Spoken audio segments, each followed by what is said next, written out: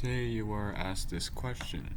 A 500 milliliter beaker of water has a concentration of 5 milligrams per milliliters of salt. It evaporates in the heat and the new concentration is 10 milligrams per milliliter.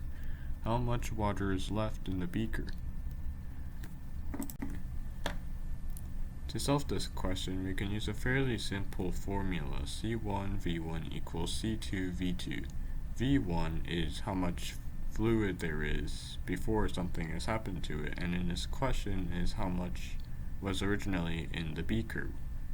C1 is the concentration before something has happened to it, and C2 and V2 are the concentrations in volumes after something has happened to it, and in this case, the thing that happens to the beaker is that water evaporates.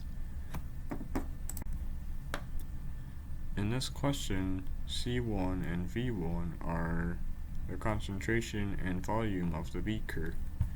The volume is 500 milliliters and the concentration is 5 milligrams per milliliter. After the beaker evaporates, the new concentration is 10 milligrams per milliliter, so that is C2. And simply, we just have to make sure that all the units are correct. So, in this case, we only have milliliters and milligrams, and so this equation can work. By plugging in the numbers, we get 5 times 500 equals 10 times V1, and by doing the math, we get V2 equals 250. And because 250 was our volume unit, we have 250 milliliters, not liters. And this makes sense because we lost half the volume, so that means that there's 2 times more salt in the same place.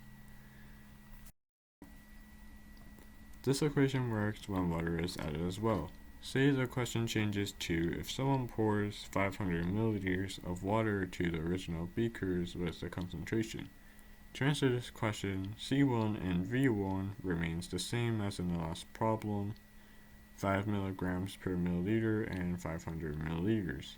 V1 is now different as it's the 500 milliliters plus 500 milliliters someone poured in. And 500 milliliters plus 500 milliliters is 1 liter.